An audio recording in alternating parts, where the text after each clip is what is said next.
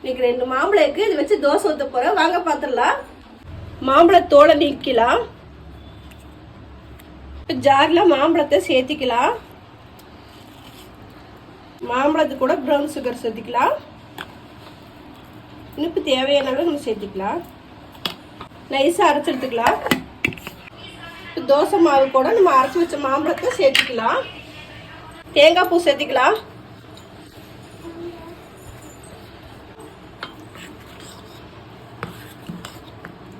நல்லா கலந்துக்கலாம்.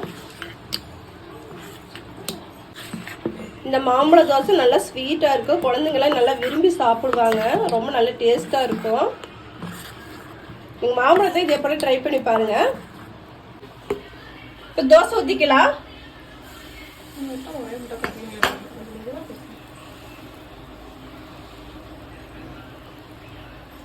நெய் சேர்த்திக்கலாம்.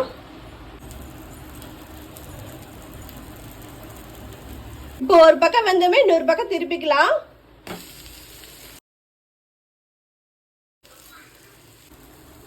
இப்போ தோசை எடுத்துக்கலாம். இப்போ டேஸ்ட் எப்படி இருக்குன்னு பார்த்துடலாங்க.